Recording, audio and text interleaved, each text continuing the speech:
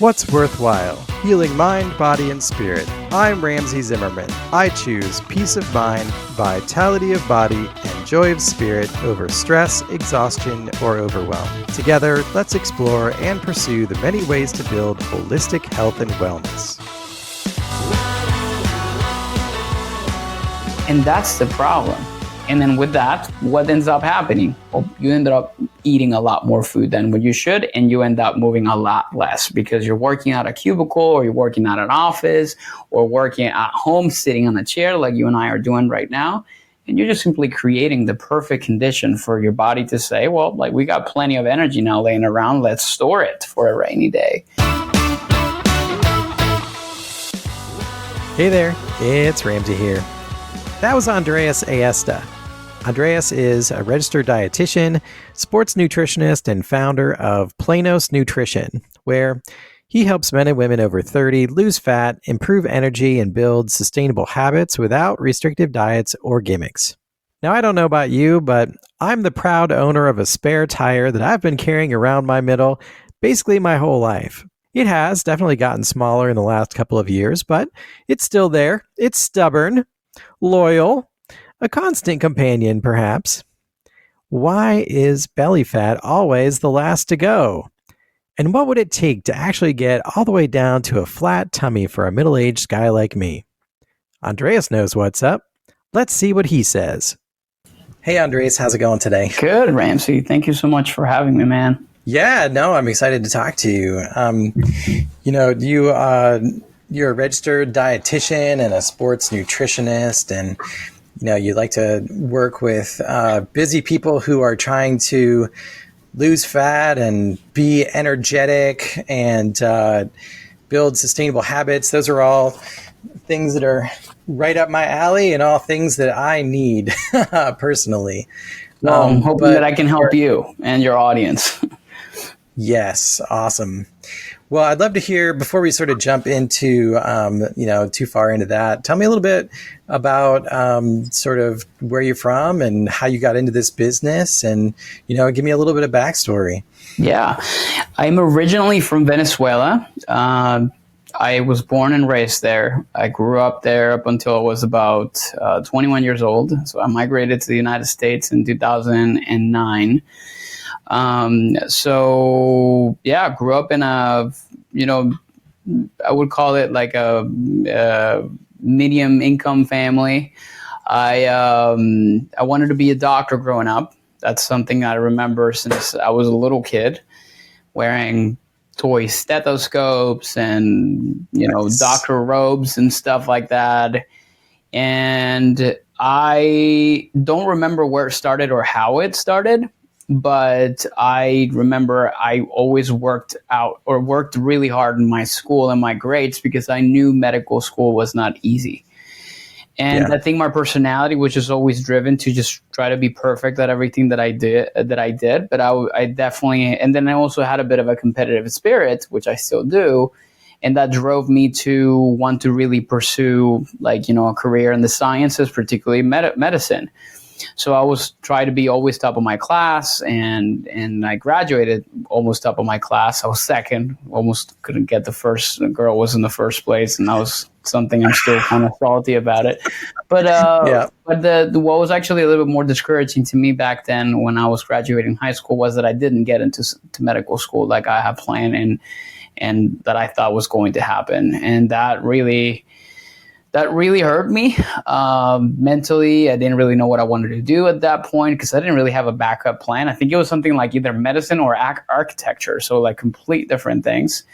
And I didn't even go in the route of design or architecture. I just decided to stay within the sciences. Now, in the time where I applied to the school that I did back in Caracas, which is the main city, somebody told me there's something called a nutrition school. It's called School of Nutrition and Dietetics. It's part of the same faculty of medicine, and you can easily transition over because it's the same university. And it could be just like a stepping stone or just like a little side move. And I remember I started that. I had no idea what nutrition and dietetics was. It just sounded cool. And I was like, okay, out of nursing, physical therapy, and nutrition, I think I'm more inclined to do nutrition. I also wanted to work with athletes. I grew up an athlete my whole life, right? And there was, again, that competitive spirit, and I really wanted to work with people that were in the competition arena and different things. So I realized it was a whole entire area called sports nutrition. So the long story short of this is the fact that I stayed there. I realized that after working with therapists, after working and actually in getting into the nitty gritty detail of nutritional management and the science behind it, I understood it so well, and I loved it. And I never ever transitioned over to medicine, never even questioned why I actually didn't really try, because I didn't even try to transition over.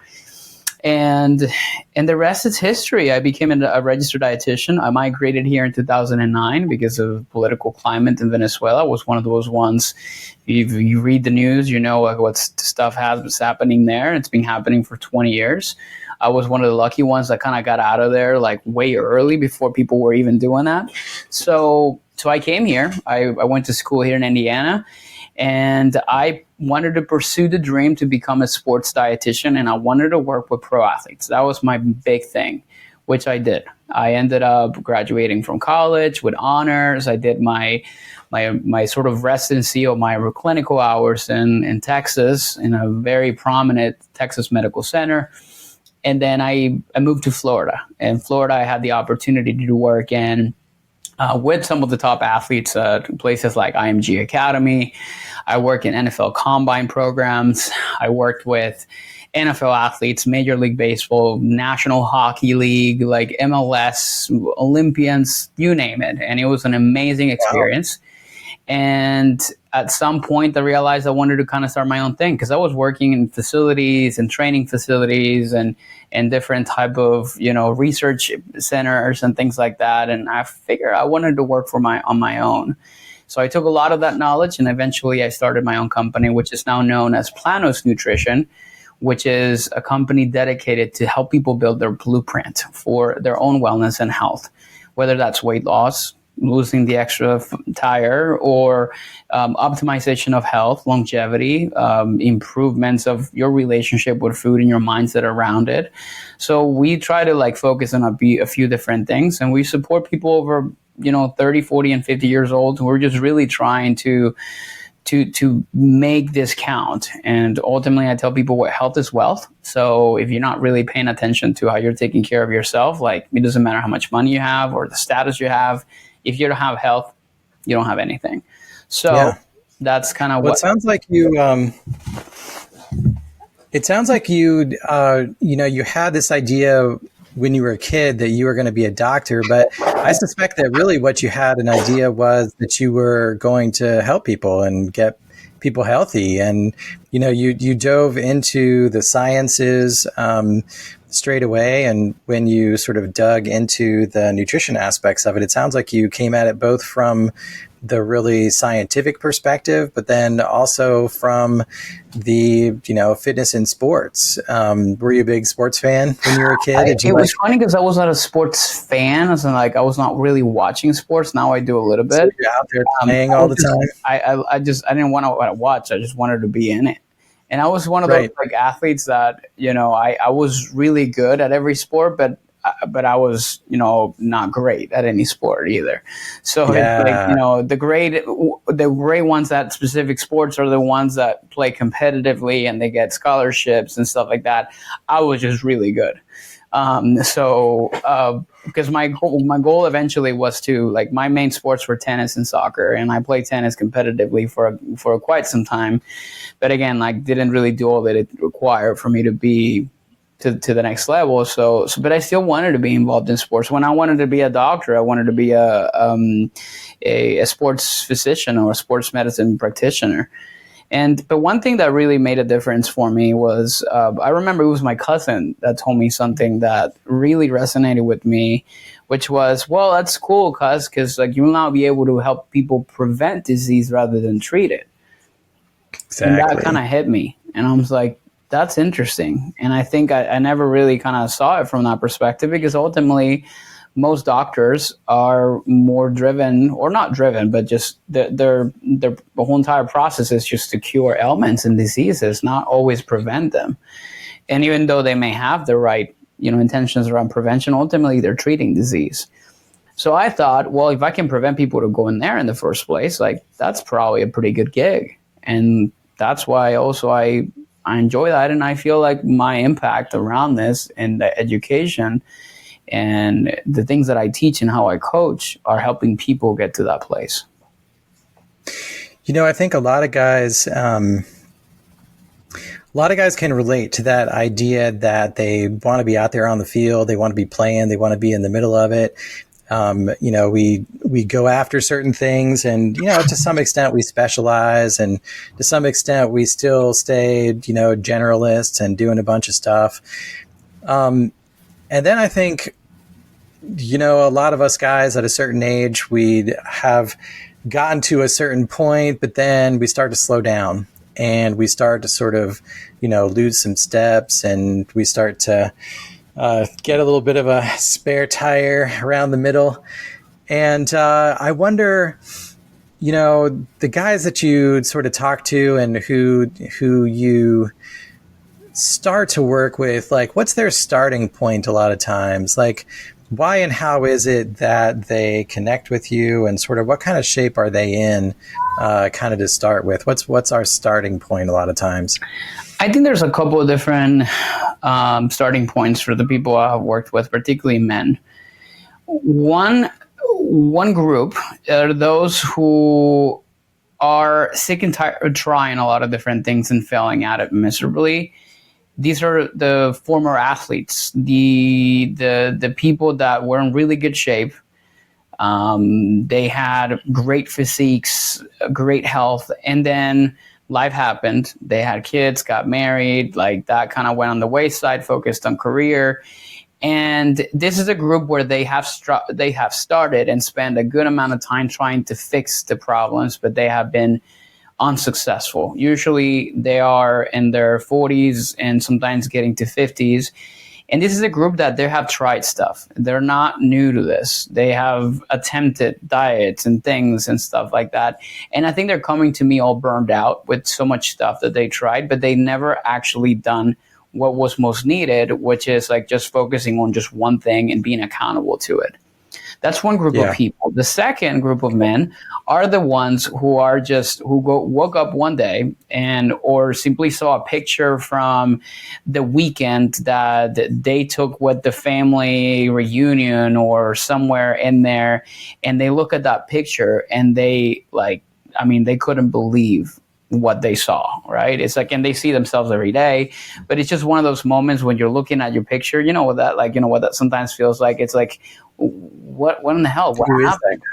Right? Yeah. So they have like this big wake up moment, or this like aha moment to realize like, I got to do something about this. And they haven't. And usually those are the easier ones to work with because of the fact that they're just nothing, right? They're just starting from zero. The other group, we had to work a lot on like letting go of a lot of the things that they learned that they thought they needed to do, but whether they didn't do it correctly or they just didn't really follow the right strategies or the right frameworks for what they wanted to accomplish. So usually they fall within those two categories. Well, so with the guys who had been trying a bunch of stuff and getting really frustrated, are there patterns around, what kinds of things are they trying and why doesn't it work? Yeah. It all revolves to one simple thing, which I call it lack of awareness or lack of self-awareness. I call them also blind spots. It's the kind of things that you feel like you're doing all the right things and you're checking all the right boxes, but you truly aren't, but you just don't know. And it's interesting because I have been in that place and I have hired my own coaches so that they can help me see the blind spot. So lack of awareness is one, and the lack of follow through, which is usually related to lack of accountability. They are potentially doing the right things, but something happens and I call this the consistency thread. And I explain it like if it was like a rope or like an actual thread. Every time you break it, you have to start building it again. right? So the goal is just to try to maintain that threat, because the better that you do that, the more consistent you can become, and the likelihood of you achieving your goals is going to be just more realized. So some of the things that they struggle with is, they go really great on the weekdays, and then the weekends are just a complete disaster. Whether it's because they have families, kids, kids sports, or very social, active lifestyles where like they hang out with a bunch of friends and stuff. And the one thing about people over 30 and 40 is that compared to when they were 20 and in the best shape of their lives, a lot of times they're blaming a lot of factors that they shouldn't really be blaming for. Number one is my metabolism is not the same, or it's slowed down. And that is a ton of bull. It's not actually your metabolism. That's been shown in research. They have looked at the data of somebody as young as like 2 months up until like 90 something years old, and they have looked at their metabolic rates across their lifespan. And what they found is that usually between ages of 20 and 65, your metabolism doesn't really change much. And when it does, at 65, basically it ramps up very rapidly up until you are 20 or so. And then, yes, it slows down at 65 by like 5 to 10% a year or something crazy like that. Don't quote me on that. But the reality, and this is for men and women, by the way, men and women who are also going through menopause, and men who are, it doesn't matter what they're going through in their lives. So it's not their metabolism. Their lifestyle just changed. And think about it. When you were 20, most of us were broke, right? We couldn't really afford eating in fancy restaurants or drink like, good alcohol, or go play golf or do all kinds of different things like that, which, present opportunities for indulgences, food, alcohol, and different things like that. When you're 30, you're 40, like you have access to those things. Right? You have more opportunity to be able to do that, whether you have more like economical, better economic stance to be able to afford those things, or just life is just different. You have like different focus areas. You now have responsibilities to a wife or women to a husband and kids and stuff like that. So your energy is more dispersed and distributed to many different things in your life. And that's the problem. And then with that, what ends up happening? Well, you end up eating a lot more food than what you should, and you end up moving a lot less because you're working at a cubicle, or you're working at an office, or working at home, sitting on a chair like you and I are doing right now. And you're just simply creating the perfect condition for your body to say, well, like we got plenty of energy now laying around. Let's store it for a rainy day. That's where the problem lies. So it's like in terms of priorities or competing sort of interests, and, you've got other things that you need to do, and you've got opportunities to sort of do more of the things that you want. You can eat whatever you want, drink whatever you want, that sort of thing. And then that kind of catches up with us. But also, in terms of metabolism, I think you're right. Like that whole notion that, metabolism slowing down is sort of a inevitable thing.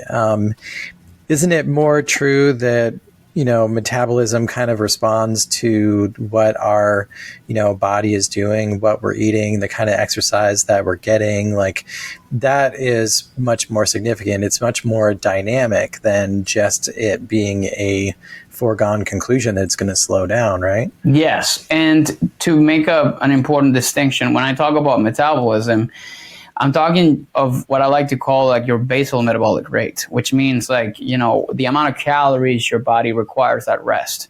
That number doesn't change much. It is influenced by certain things. For example, what you eat, yes. The way you train and exercise, yes. The way your body composition is also very important, which actually leads to what I think are the most important things that men over 30 and 40 and 50 should be focusing on right now, which if I'm thinking about from the exercise standpoint, every dude out there needs to be lifting weights. Like it's both applies to both men and women, like, but there's no, it shouldn't be a distinction between them because it's equally important for both for various reasons. It's not just for the aesthetics purposes. it's mostly because of longevity and overall health. But it's a nice thing when you are 50 and you can have a visible abdominal region, right? But that's a nice side effect. But ultimately, it's in the way I train and why I do resistance training. What's so important to me is because I understand that building quality muscle over the years, one, doesn't get any easier, and two, I know if I did it, I'm going to live longer because it's shown in studies. And when they're looking and analyzing the muscle composition of a 70-year-old that is a triathlete versus someone who is not, you can see major differences, and you can start to question, or you can start to ask yourself, like, who do you think is more mobile? Who do you think actually gets out of bed in the morning without any type of pain? And you're always going to say the guy with more muscle integrity. So muscle actually directly impacts your metabolism. Why? Because it's a tissue that is like heavily taxing on energy, which means you need a ton of calories to thrive. Fat isn't. Fat is it's a tissue that just sits there. So more fat in the body doesn't equal more calories burned.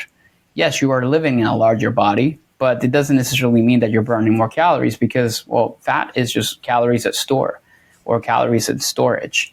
So that's why I say it's important to improve the composition of your body by increasing muscle mass and decreasing body fat percentage in all fronts, which I think it's one of the most important ways to accomplish that. It is through weight training and resistance training. Yeah, no, I completely agree. I think that is really important. Like just keeping, maintaining that basic body strength so that you're capable. As the years and the decades go by, definitely having that, physical strength and ability for whatever it is that you need to do. Do you feel exhausted before your day even starts? Or do you struggle to balance demanding work and family with everything else? Do you wonder how to say no without guilt or set boundaries when everyone needs things from you? Does burnout feel inevitable no matter how hard you try to push through? Then check out my new book on Amazon, Stress Response. Manage your response to stress in order to reduce anxiety, avoid burnout, and find calm and steady focus. Now available on Amazon.com. And you make a really interesting point. I hadn't really thought about it that way, but when you walk around and a higher composition of your body is muscle versus a higher composition is fat, then, muscle is more expensive. Like muscle requires more energy to maintain, more to operate. And yeah, it makes sense to me that you would just use kind of more energy as you're going along with the muscle. That makes a lot of sense. So we talked about kind of that first group you described, but that second group who sort of have this moment of clarity, and maybe it's looking at a picture like you said, or maybe it's going back to a reunion and seeing that lots of the people there, look the same that they did 20 years ago when you graduated. Or maybe sometimes that comes from a conversation with a doctor who's like, man, you gotta turn this thing around. That can be really overwhelming, right? That moment of clarity. How do you sort of talk to and work with and help folks who sort of come to you and they're like, man, I gotta do something. I don't even know what. I gotta do something. What should I do? Yeah. So, and yes, to the doctor piece, because that's something I miss. And yeah, that's usually the other reason why people will come to me to, like, when they have this like scare from their doctor, which is when they say like, you got to do something about this because you look like, your health, you may be 40, but you look 60 in this paper. So that gets them scared. So the first things that we do is we audit everything. And I think everybody listening to this is like, you have to take a hard look at your life in terms of what you're currently doing right now. And I audit things from the perspective of, yes, nutrition, because I am a registered dietitian after all. But I also ask people to audit everything else, their habits, their lifestyle, their stress, their sleep, and all the things in between. So I tell people, like, one way to start to do that is like to build awareness around what you're consuming on a daily basis. And the best way to do that is by like keeping a food log, for example. It could be tracking your food or your calories. It's so powerful to really understand what is it that you're consuming that allows you to really build awareness around it. I always explain this in the analogy of like finances, like or a budget or a bank account. If you don't ever look at your bank account and you're really trying to budget for something and you don't really build awareness around like, well, how much you're spending and how much money's coming in, you're never going to be able to figure it out, the budget that you need to really stick to. So with that in mind, well, you have to look at your bank account. So the same way I explain it, and you have to track your expenses and your income. Same thing applies to nutrition, because ultimately it's the law of thermodynamics, right? It's like, there's energy coming in and there's energy going out. So you have to really understand what's happening there. And once you understand what's happening there, then at least you start to build awareness around it. It's like, oh, wow, I'm consuming a lot of fat. I'm consuming a lot of calories. Okay, then what can we do? Because the biggest mistake that many of these guys make is they immediately jump into something crazy, something aggressive, like a intermittent fasting program, or I'm going to do carnivore, or I'm going to do whatever those things. And don't get me wrong, all those things will work for them. They will work for them because they're following the package instructions of the diet. They're following to the T, because typically men are going to be a lot more like, well, not a lot more than women, but in general, they tend to be like, I need to get this under control.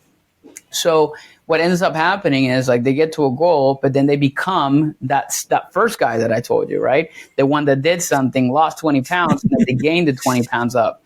And then it becomes harder and harder because they're trying harder and harder. And then 5 years later, there they are with 50 pounds heavier than even when they began the process.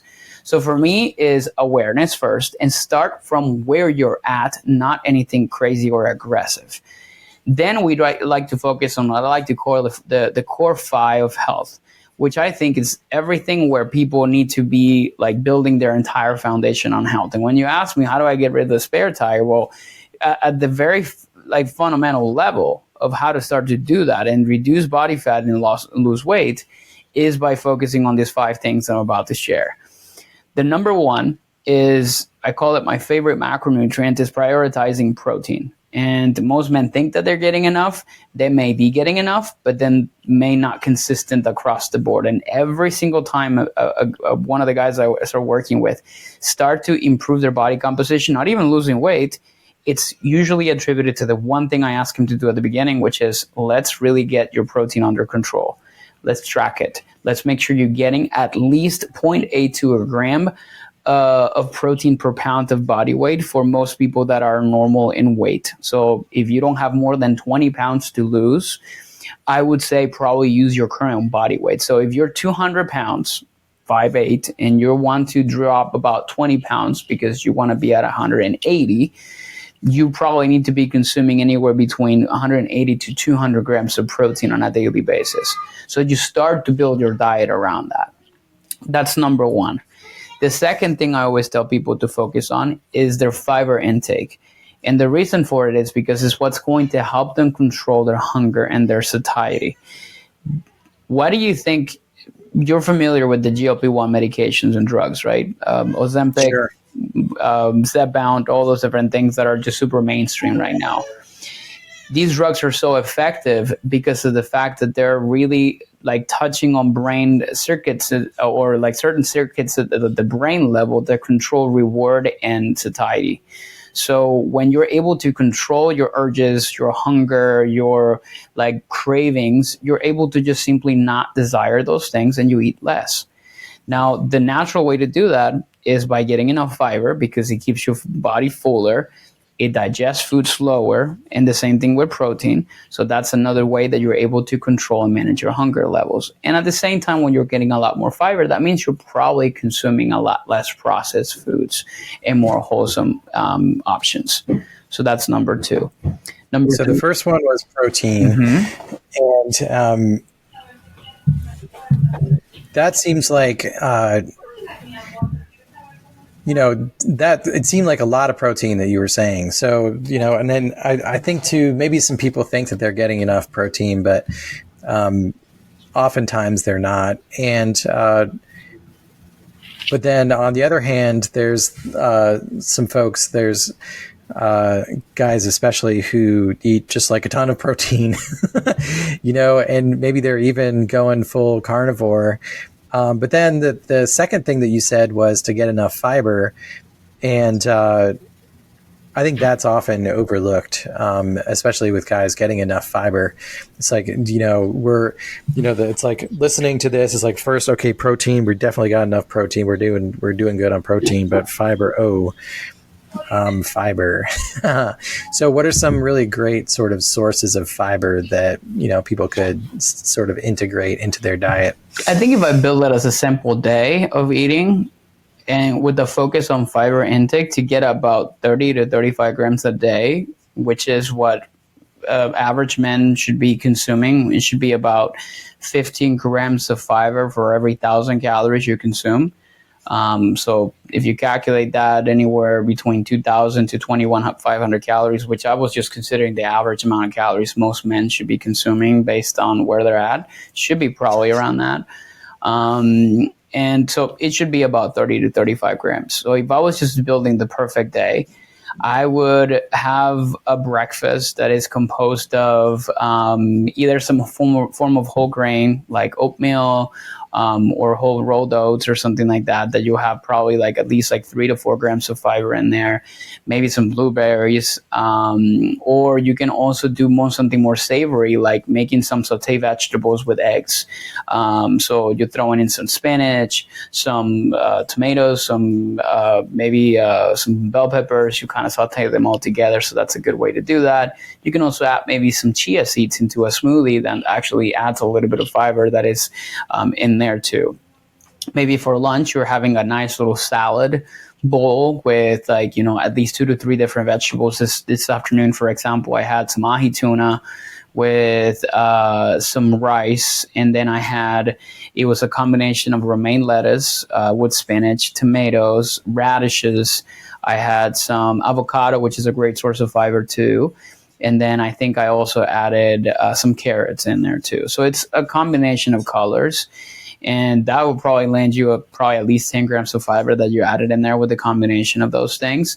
And then for nighttime, you're doing something similar, maybe more of a cruciferous type of vegetable, so you can vary things a little bit, maybe some cauliflower, maybe some greenery, maybe some asparagus, some green beans, options like that. And if you're still kind of falling a little short, this is where you can add maybe it could be like a snack where like you're having some fruit or some berries, an apple, or different things like that can add a little bit of extra fiber boost in terms of that. And one thing about fiber is like you never heard me talk about like kind of fiber supplements or foods that have fiber in it, because the reality is there's a lot of foods that you find in supermarkets that now are they're boosting them with fiber, and there's nothing inherently wrong with that, because you can still use that as a bit of a supplement to your overall fiber intake. But I tell people to not just rely on those. Like you'll see like this little no carb wraps that have like 20 grams of fiber in them. That sometimes it's a little overkill. And fiber, we don't want to have too much of, and we don't want to have too little of. It's just like anything. So some of these people that are relying on a lot of these like fiber products are getting way too much fiber, and that's not ideal from the health perspective, particularly from the gut health perspective. Right on. All right, so that was 2. What's number 3? Number 3 is water. It's hydration. I think it's one of the areas that it's so easy to fix, yet is the one that people struggle the most, because it needs to be an ongoing, constant thing. I don't think most guys are drinking enough water. I think in general, I need to remind them constantly, and I even say that about myself. And it's so important. I tell people, like, if you don't have enough water in the system, it's like, you don't have enough oil in your car. Like your engine is not going to run adequately. So I tell people, let's try to get at least 2 to 3 liters of water on a daily basis. It's usually the recommendation is half of your body weight in ounces of water. So if I weigh 200 pounds, ideally 100 ounces of water on a daily basis is a simple math that you can do for yourself. So then you can really start to ask yourself whether you're getting enough water or not. And that's a simple change and solution that a lot of times can help a lot with satiety, can help with energy, can help with like focus and cognitive improvements, because again, like 60+% of your body's water, and reductions of its status will definitely affect how your body functions. That's number 3. And we're talking water, as in like actual water, not like the water content of your Mountain Dew. Yeah, so water, and there are certain things. Yeah, true. Because like, well, what some of those things are going to be like ultimately any type of fluid, your body will consider it like will just extract the water out of it. So you eat like a watermelon, there's like plenty of water in there. Does that mean that you're consuming a glass of water? No, but it counts towards it. Even of a Mountain Dew, but then at the end of the day too, it's like you got to understand the context by which that's placed upon. Mountain Dew, a regular kind, like now you're having like 30 grams of sugar along with that. Is that the best way to consume water? Obviously not. The same thing with vitamin water, for example, which is a great marketing product, which, you know, makes you think that you're getting a tons of vitamins, and you are, but at the same time, the fully loaded ones contain 30 to 40 grams of sugar. So that's where I always start with people to say just plain water. What about like hydrogen water? What about like, you know, alkaline water, like just water, just like, it doesn't matter like whether you want to like, you know, spend $8,000 on like a Kangen water, whatever you want to put on your kitchen. I respect that, whatever you prefer to do, if you have the money for it, but water is just water. You don't have to kind of hype it up with anything else. So that's number 3, and that I think it's very important. Number 4, I tell people when it comes down to nutrition is no skipping meals. And I have that rule with every single one of my clients, because I tend to notice that people that skip meals, they're not doing it on purpose. They're usually doing it because life gets in the way, things get busy. And the moment you skip a meal is the moment that you're going to open yourself up for failure later in the day. Why? Because most people that are skipping meals, they're not skipping dinner. They're usually skipping breakfast. They're skipping lunch because, like, well, they'll have a meeting and whatnot. And when do they start to eat again? Is usually at night when they're tired. They have to deal with kids or like with other stuff outside of work. Like they're just They're stressed out from that meeting that didn't allow them to eat lunch. Yeah, exactly. And then at nighttime is a time where people are just simply, you know, like they're raiding their pantries, right? Like they're starving, and there's a reason for it. I tell people your body's designed perfect for a reason. Your body knows what it needs. It knows what like amount of energy you need to provide it. Now, your brain, particularly your emotional brain, is not as smart as your body. And let me put it this way. Your body knows it needs something, but your emotional brain is like, okay, well, how about chocolate? Chocolate sounds like a great idea. And your body goes, well, sure, but that's not the healthiest option, or that's not maybe the most smarter things to kind of give to me. So I always tell people, whenever you're skipping meals, nighttime comes and rolls around, and your body has a physiological need, but is always met with an emotional response or trigger or routine. So if you're sitting in front of the pantry or in front of the fridge and you see a nice little bowl of like, you know, like the lunch that I described, you have enough to make that type of lunch, and you see this little frozen pizza, you're like, man, that pizza sounds good. Because you're going to go for 1, something convenient, and 2, something that probably makes you feel good. And between the two, if you have not really built good habits, you're always going to find, you know, you're always going to go for something like that. And this is even shown in research. Like even if you're like hungry, like really starving, and you're presented with an apple and you're presented with candy, the likelihood of you choosing an apple in that moment, it's going to be most likely lower than you choosing the Kit Kat, for example. At least that would be my case, right? Versus when you're full, you're thinking a little bit more clearly. One, you don't have the exaggerous, like, or like that really exaggerated need for something desperately, and then you make decisions a little bit better. I was on a call with a client. He's a one of my very few celebrity clients who is a lead singer for a big band. And he told me the first day we had a conversation about this is like, dude, I have a problem with candy. Like it's insane. It's like, if you see me, it's like I can go to the gas station and sometimes I'm like ashamed of how much stuff I have and eat and all at one point. And we started working on some of these things, right? Like, let's focus on the core 5. Let's do this. Like, and he just told me, dude, I haven't really had candy like way I used to in like 53 days, he said, because he counted it. And he was super proud of himself for it. And I realized, see, you don't really need the candy. You're just more inclined to do it because, well, you haven't eaten an actual proper meal until 4 o'clock in the afternoon.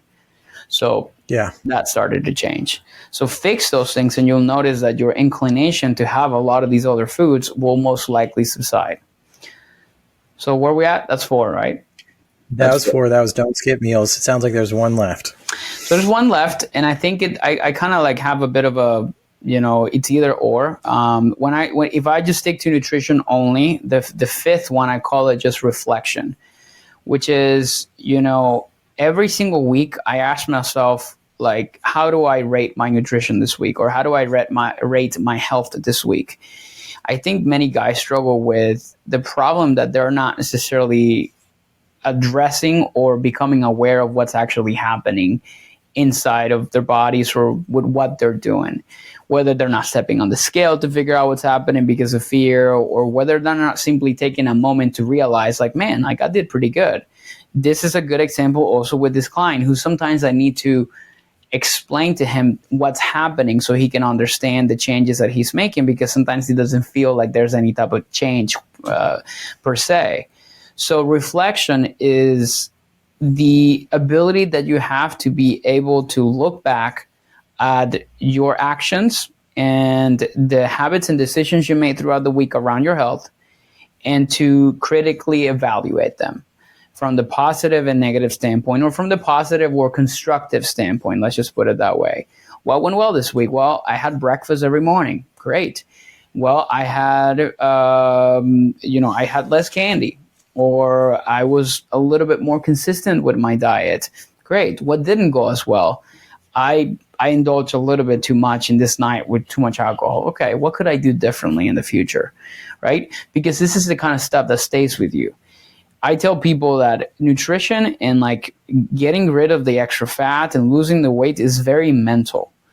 And if it wasn't mental, there wouldn't be a multi-billion-dollar industry in place right now. But because people would just do the one diet and then they're done, right? But why do people continue to fail around it? Because they're focusing on the wrong damn thing, right? Like they're not necessarily addressing the mindset of it all. And everybody has a diet story. Everybody has, well, I call it the diet story, which is what's food like for you been since you were a kid? And for everyone is different. I was part of the Clean Plate Club, for example. You know what that is? Yeah, you got to clean your plate before you're done with dinner, huh? Right? Or every time you could not get out of the table until you finish your plate. Right? And we think our parents are doing the right thing, and they're well-intentioned because we're trying to fuel our kids so they can grow and be healthy. But ultimately what they're creating is this sense of there's going to, because sometimes it depends on parents the way they do it, because sometimes it's like we don't want to waste food, so it's like food is scarce and I need to eat it as much as I can and as fast as I can to make sure that I'm good. So I have the approval of my parents. But then the problem is, like, when you're an adult, you don't need the approval of your parents, but subconsciously you think you do. So my problem was, and I didn't realize this until I was in the United States in my 20s, is like, why do I sometimes go to the restaurants and I eat so much food, like this like humongous plates, because I wasn't used to that. Portions are much different where I'm from, and these massive plates, and I have to finish it, even though I was walking out of restaurants like that. I couldn't even move. Like it was like Thanksgiving every time I went to a place. So I realized it was this, right? I realized it was hard for me to leave food on the plate, even though when I was like uncomfortably full. So I call that the Clean Plate Club. And there's a lot of people that struggle with that. There's people that grow up in environments where, I just had a call with a client the other day where, they have a weight issue since they were younger, and their parents always brought it up. And because they were concerned, they limit stuff on them. Like, you can't have sugar, you can't have sweets, you can't have this.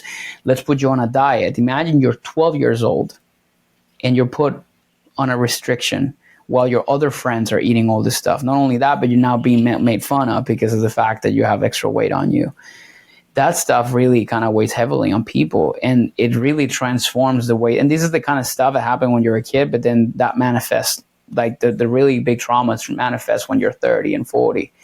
So that's a problem. Like, everybody has a different diet story, and what is key, and I guess like the long tangent about this conversation that I'm really trying to get to, is reflecting is important.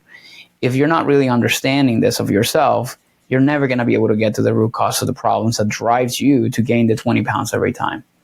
So once you do, then you start to make decisions a little bit differently. So that's what we'll call like number 5. If I'm just sticking to nutrition. Yeah. So. Well, I can't help but wonder, like, why is it so hard to finally ever get rid of that last spare tire? It seems like, like that's the bit that just hangs on. Like the one great consistency is our love handles. Yeah, it is. Wow. They're mine, because that's the kind of thing in my body that I'm a lot of subconscious. I have a very subconscious about it. Here's why. It's not impossible. It's just harder. Precision Nutrition is a great company that teaches a lot about the concept of behavior change and different things like that. And they published once an article called "The Cost of Getting Lean," and honestly changed everything for me when it comes down to coaching clients around this. And what they explained was that the cost of going from very heavy or having a large amount of fat to lower, the I guess like the trade-offs or the sacrifices you have to be making at each level vary. And from like being heavier to being very lean, right? Things are a little bit easier at the top than they are at the bottom, particularly for the things that are required for you to do.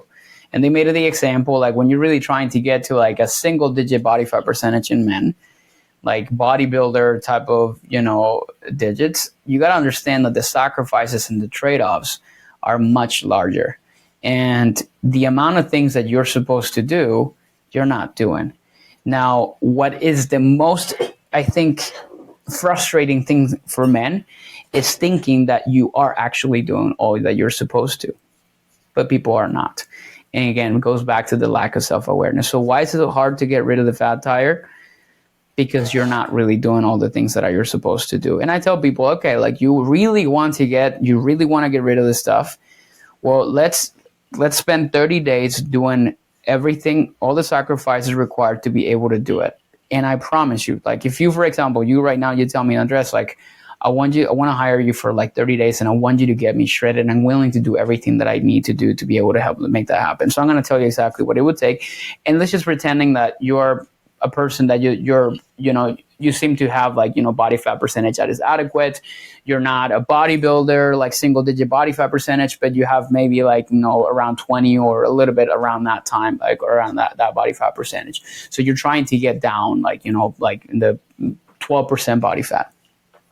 Can you do that in 30 days? Maybe not in 30 days, but you can get pretty close. And I'll tell you the following. So, okay, first of all, we need to put you at a calorie deficit, and we have to really track everything very, very, very detailed.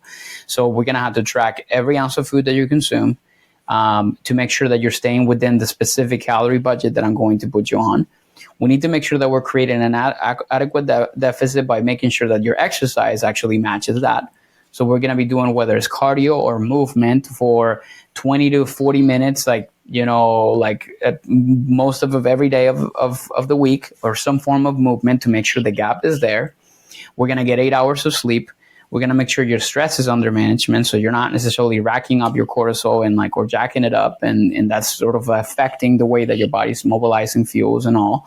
You're going to make sure you're getting all your supplements and you are not eating out, because the likelihood of being able to control every ounce of calories when you're out is going to be very difficult. So if you want to have full control of what your experience and your results, you're going to have those things added into that. You're going to be drinking a gallon of water every single day, and you're not going to be consuming any alcohol.